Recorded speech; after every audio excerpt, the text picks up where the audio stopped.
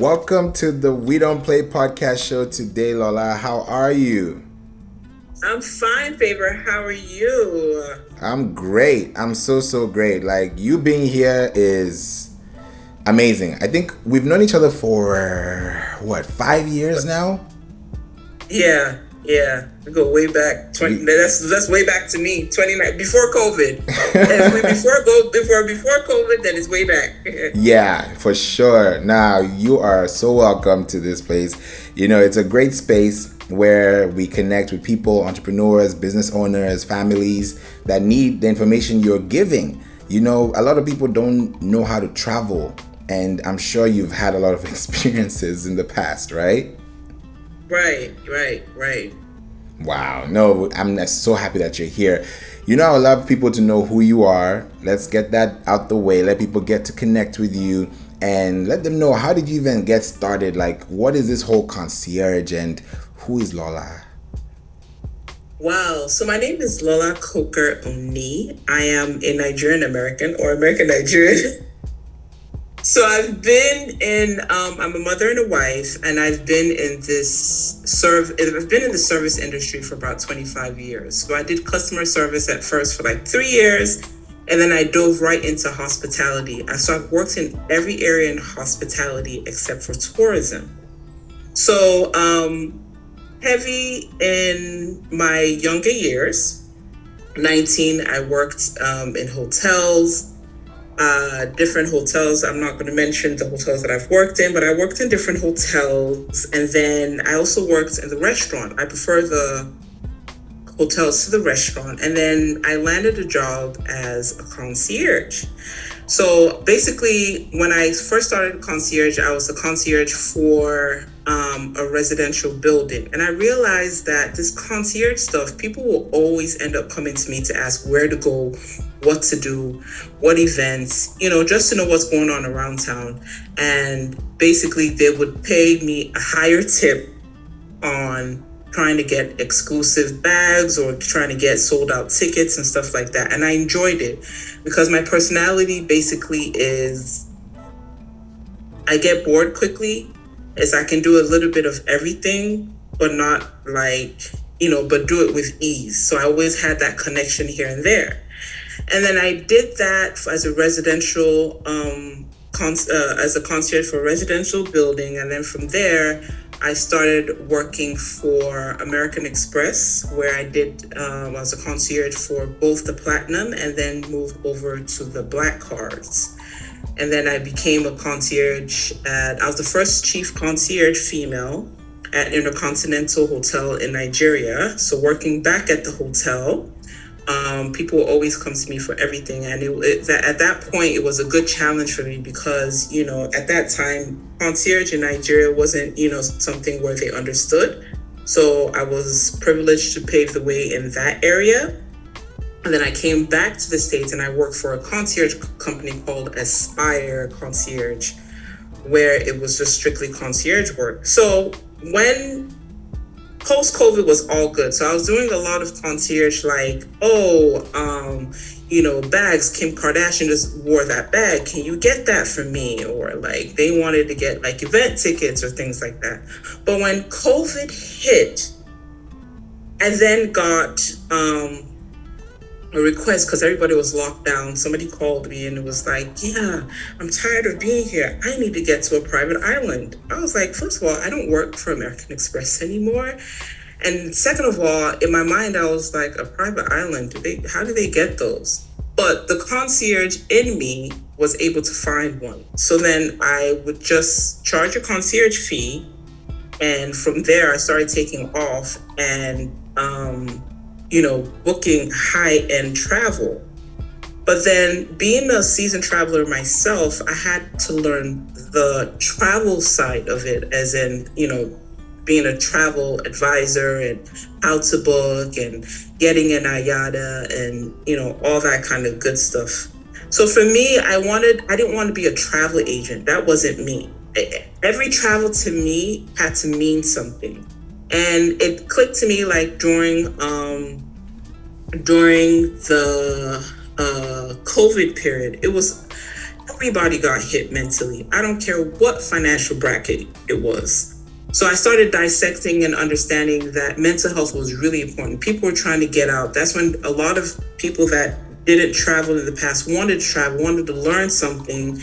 And for me, I was like, what would set the tone for them? You know, number one, for me, what would set the tone for them is the accommodation, right? Because travel became double of what it was in revenue.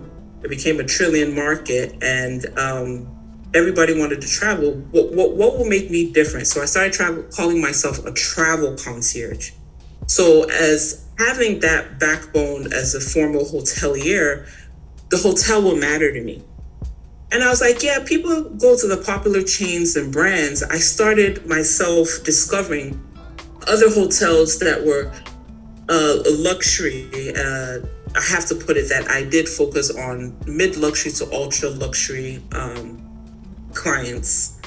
But I then started looking at, other hotels. So with me, building that bridge and relationship was through either traveling to these places myself or being invited by, I started building relationships myself with the hotel owners, through LinkedIn. From there, I would be invited. So I'll be invited to these hotels, and then I started building a relationship with an architect. So that's really my secret sauce. So knowing the architect gave me a leverage of, starting all the way from the top to the bottom for anything my clients needed, because they knew the hotel, the property in and out.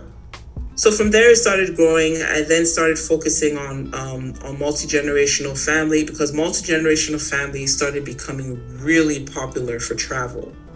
And I realized that my strength were multi-generational families, groups, girls want to then, travel, or guys want to travel, or families, like 3-4 families who want to travel, or even like landmark birthdays, like 50th birthday, 40th birthdays. They want to do destination getaways, destination weddings, and things like that. So I realized that's where my strength was. But for me, it's important that whatever group you go on, I don't want it to be like we just went on a group travel. You still should have your own time to yourself. So I go as far as detailing and trying to understand the purpose of the trip. If it's a family trip, I want to know, Dad, what do you do? Like, what makes you happy? Okay, you're going with the kids. I see your kids are under 10. So I have to make sure that whatever hotel I'm going to, that there are either activities or there are nanny services where they will be able to take care of the kids, so that Dad and Mom can rekindle and have, a date night. That's part of the mental health. And I know that, most men, what makes them tick is money. So if I find a dad that is like, okay, this trip is too long, 5-7 days. I'm like, hey, Dad, what if I set up 2 golf days just for you, where other like-minded businessmen like you can sit down and talk. That's something else that wouldn't irritate you so bad that you're away for like 5-7 days from home. So I take care of everything, understanding, the kind of flights you want. I have done private charter with planes. I also do all the flights, all the going through the airport. Some people don't like to stay at the airport, where you want to sit in the airplane. What kind of tours you want? What do you want to learn about it? Like, if you have a 4-year-old, you don't want to, line up and go to a tour where, the 4 or 5-year-old be throwing tantrums. What kind of synergy can I bring to the family on your group tour? What do you want to learn? Or what can I teach you? And I do the full itinerary from, what you're going to do on day 1, relax on day 2. You need to relax on day 2. You need to relax on day 1, depending on how far you are traveling. I'm thinking about you being jet lagged, light activities that you can do. I can do something like a cooking class that everybody can do and come together and giggle and laugh.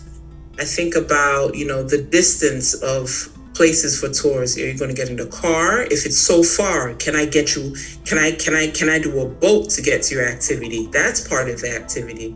So I'm very detailed in those areas, and I've also just expanded my services to cruises, but I do luxury cruises as well. My newest baby, and I know Favor, when we were talking, I was in the Maldives. I have some good stuff coming out. I was invited over there for seven nights, so I was there for 7 nights. And why I want to talk about the Maldives is one of my new babies, because nothing will make me go to the Maldives, because I'm like, as much as like water and beach, I'm like, I'm going to be bored. What? But Everyone wants to go to the Maldives. I thought I was going to be bored, because I'm like, 7 nights. I'm traveling by myself. Remember, it's for work. What am I going to be doing? Just sitting down and being lazy. So I found a hotel that I'm partnering with. And after visiting a number of resorts and hotels, this hotel is phenomenal. Everything, like the whole family can go, couples can go, you will not be bored. You will not feel you're in South Asia. I learned so much about the Maldives, Favor. I learned that it's a very strict Muslim country, but it's on the resort. You can do as you wish. Wow, that is new. I don't see that on the news. You don't see that on the news. So let me quickly tell you something, and I feel this is the best platform to say it, Favor. So I am a Christian. I am an unapologetic born-again Christian. So wherever I go with my my Bible, right? Yeah. But so I flew in with British Airways. It doesn't matter if I was business or whatever, but I flew on British Airways, and I went into London Heathrow. And then from Heathrow, I went to the Maldives, which was another 10.5-hour flight. I have another way to pair it, trust me. That's why I'm making all the mistakes now. But, and, you know, I was like, what am I going to do? I'm just going to be lame. So I had my bikinis and everything. I didn't check in any luggage. I had only a backpack and a carry-on, right? Because I'm like, 7 days, I'm not going to be wearing clothes. What am I going to be doing? Overalls and bikinis and bathing suits. So the requirements in Atlanta, I had all the liquid requirements. So I went through Atlanta easy. Got to London, they seized myself. They're like, oh, this is too big. I was like, but I just came from Atlanta. Atlanta is the busiest airport in the world. If we can go through Atlanta, we should be able to go through other airport, but that's not true. Went to, I was over in Heathrow, and they seized all that. So then I went into one of their stores. I think it was Boots at London Heathrow. And I bought the new requirements, right? So it was less than the 5 ml or whatever. So I bought some more. Get over to the Maldives, go through security, which is visa upon arrival. And then the security stops me. I was like, oh, nah. So immediately when he stopped me, I was like, don't even ask any questions. Just, go ahead and just take the all the liquid I have. He said, no, it's not that. I see you have some books. I was like, yeah, I have 7 journals, because I'm like, I'm going to be on the beach. I want to be journaling, and all that. But he was like, yeah, but as he was talking to me, he was like, there's so much journals. He wants to open it and see it. So he opens it. He just keeps seeing a whole bunch of journals. He was like, okay. I've seen enough. I thought you had a religious book or a Bible in there. And I paused, because I was about to open my mouth and be like, I have a Bible, but I didn't say it. And he spoke right before me. So I kept quiet. I was like, oh, gosh. And people say when the 666 comes, they're not going to take the mark. Like, at that point, I was like, I'm questioning myself, like, what if they said they were going to turn me around after a 22-hour flight, and they asked me if I had a Bible? Would I have lied and said no? But anyways, I didn't say anything at that point. And then I get to the hotel, and I'm talking to the front office manager, and he's Catholic. And he was like, I said, this was my experience. This is what happened. He was like, oh yeah, they don't allow it. I said, what if they had seen it? They would have seized it, or taken to your room, or you would have been gone. They would have taken you back, deported you back. I was like, no way. What? I was like, yeah. He was like, yeah. And he was like, well, where's your Bible right now? Because, old school Christian, we keep our Bible by our pillow, right? And I was Right. like, it's by the pillow. He was like, no, go put it back in the safe. It's like, is it that serious? So that was Wow. something I learned. If I hadn't gone there and I had just, sent a client over there, that's the mishap that would have happened. And I'm back in America too, and the time difference is almost like 8 hours or 11 hours. So that's something I experienced. So back to what I was saying is, for me to be invited and to experience the place, those are things that are priceless. I'm not giving you an experience that, and I travel so much. I'm not giving an experience where I've seen off of somebody else's Instagram, or I've seen off of Expedia. So 3 things that will make me travel: either I just go out of pocket, or I'm invited, or I have a client that flies me before I book for them, and I build relationships. So one client that invited me over to Antigua, I was able to,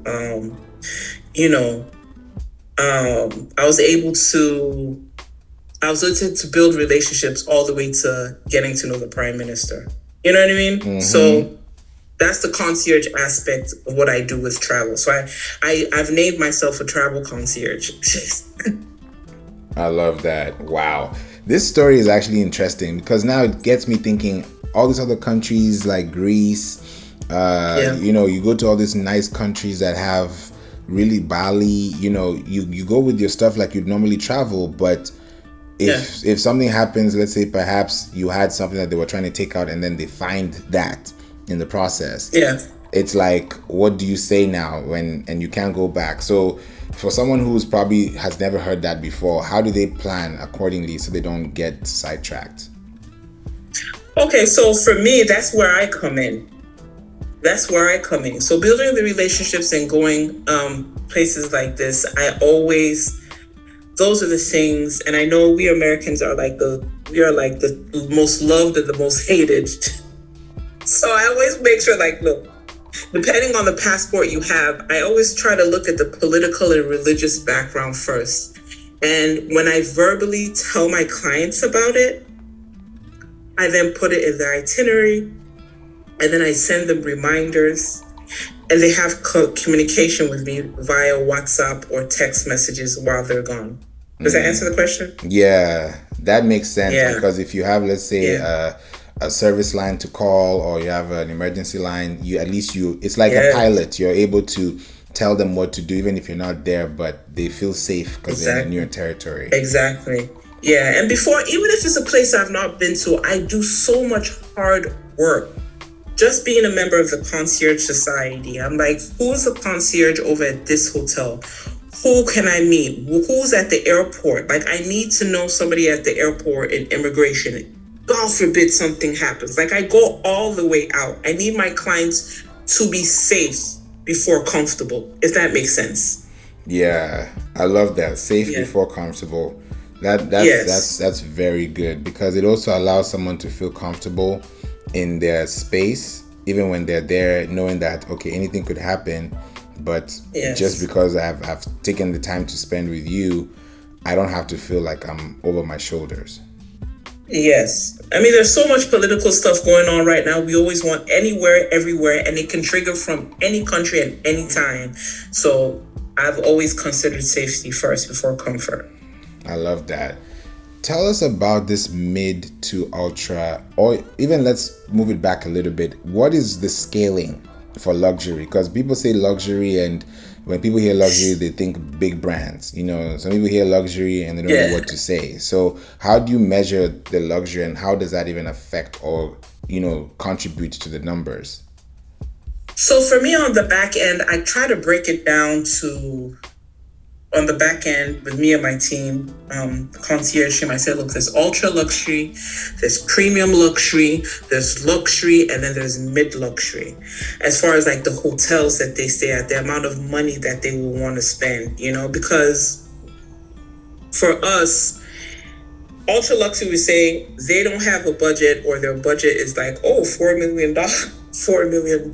Like, they're getting a yacht, and they're getting, I don't know, they're doing their private planes. That's ultra luxury, like when it's like $1 million and above. I would like to say that mid-luxury are people that earn anything from 60 to 100. And I know people might say, oh, that's not mid-luxury. But I say that now because I know what people earn. And in America, most people are living off of have an aid, which is credit cards. So if you think of people that earn from 60 to 100,000, they must travel at least once a year outside their comfort zone. They've probably done America. They've probably done the Western Caribbean. They don't mind going to London. They don't mind, and they pre-plan. So anything from 60 to 100,000, they don't have to stay in the first class. They don't have to stay in premium economy.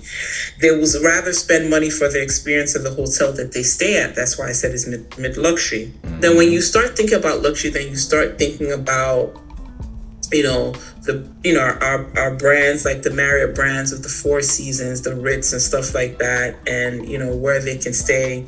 You start thinking about that and how much they will spend. Those are people that they will definitely stay in business class, and their kids will be in business class with them, or business class, and their kids will be in premium economy. Like I said, my strength is on families, so they want to stay at those name brands that we know.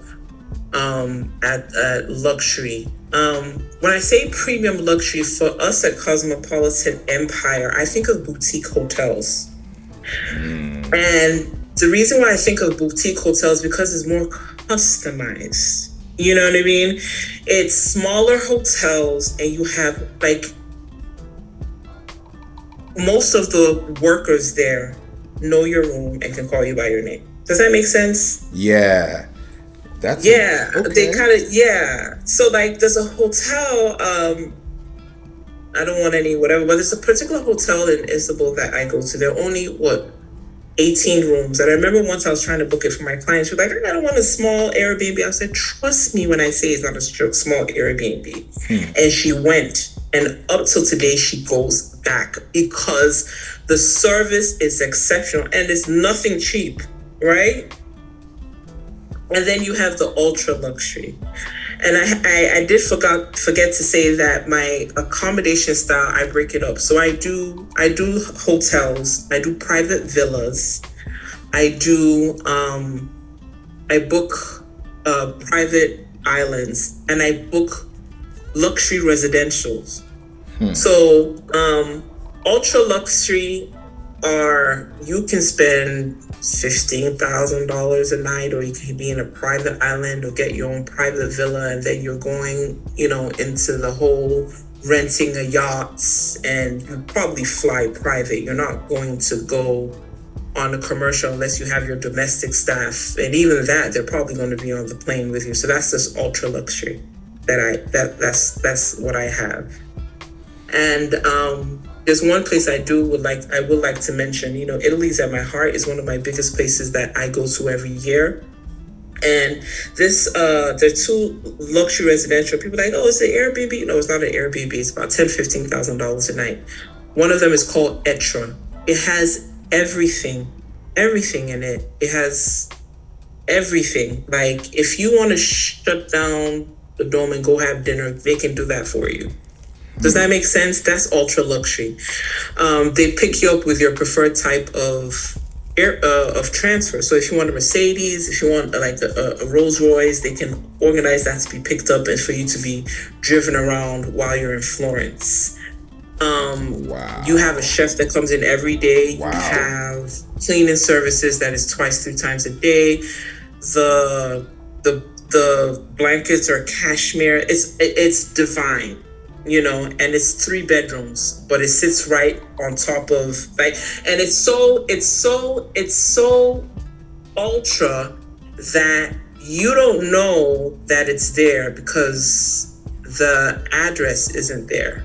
Does that make sense? Yeah. So it's the address isn't there. There's no number. You don't know. You just see a door and you're thinking like, oh, this is another old, historic antique door. But no.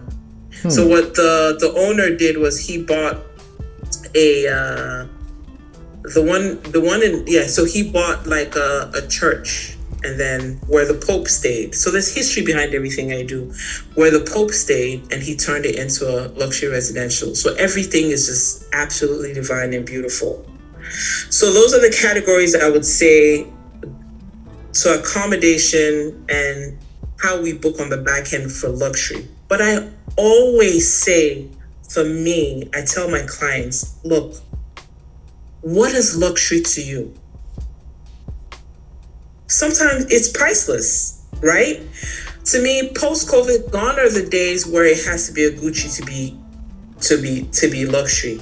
Now you find a lot of wealthy people that it's no longer about just products, it's about the experience and the mental health. So for us, we start from our foundation is luxury is mental health. What do you need out of this trip? What is important to you? I don't spend time with the kids. I don't spend time with my wife. I need you to sit down. I've been working so hard. I need something, and we listen to that. To us, that is the foundation of the luxury. What do you need? I need you to get back from the trip and say, I'm ready to go back and conquer the world or go back to work, as opposed to, man, I gotta go back. I need you to say, we're about to go back to work, and I can't wait for the next week because the next trip, because this trip has rejuvenated you mentally, physically, emotionally, all that. Like, it's worth it. This is so good to see and hear, because I'm picturing it for people who don't see it that way, but now are starting to, because I can also say that luxury is peace of mind. It is. It really is. It truly is. It really, really is.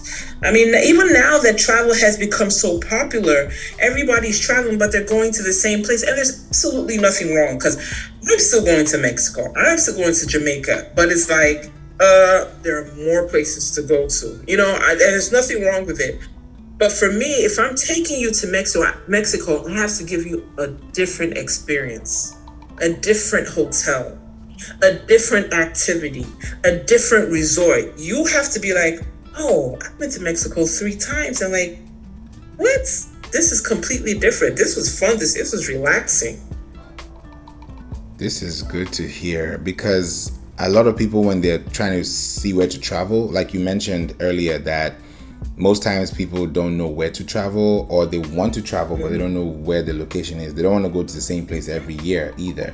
So if they were to choose or to do their research, most people just go to Google, they go to YouTube, they check out whoever is on Instagram that's talking about it, on TikTok. Like, they just do their normal random search. So how does someone leave where they are to come to find you where you are, so that they can stop searching everywhere? So I have an amazing concierge team. My website is www.cosmopolitanempire.com. So the name of my company is cosmopolitanempire.com. I am on Facebook, and I am on Instagram. Instagram is at Concierge Cosmopolitan Empire. I know it's long. We're trying to work on just doing Cosmopolitan Empire. And it's the same with Facebook as well, for Cosmopolitan Empire for Facebook as well.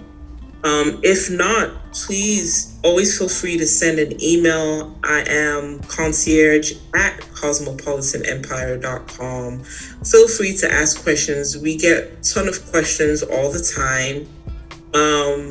Or you can just give me a call, 678-650-0084. I do my possible best to answer calls. I'm not a big texter, please, unless I'm with my clients via WhatsApp. But if you call and you want like a 5 minutes call, I can do that for you. Or you can send an email and we can schedule a Zoom or a Google Meet where we can, talk about things you may be interested in. And if you do call, let them know that you came from Favor. I will be glad to give a free 30-minute free consultation call. Wow. You see, it's good to be here. It's good to have friends. Thank you. Thank you on their behalf. Thank you so much You're for, welcome. yeah, this is so good. I've learned so much because I feel like I love to travel. And sometimes when you travel, you don't know what to do. Sometimes you waste a whole day because you're trying to figure out the next day. It's a whole mess. So I'm I'm glad that you're able to be here and let people know that there are services like this that can help them save time, especially family trips, you know, trips that are in big crowds and people don't have Yes. itineraries and they want to go somewhere, they can count on you. Yeah. And I do want to say, just to let everybody know, that Faber is so dear to me. He's like my younger brother. I really, really love him dearly. He's an amazing person. He's a creative, and you guys need to keep listening to Favor's podcasts. And please trust me, Favor's like me. Before he opens his mouth to say anything, he's done the research, he's done the work. So it's something you should continue to listen to.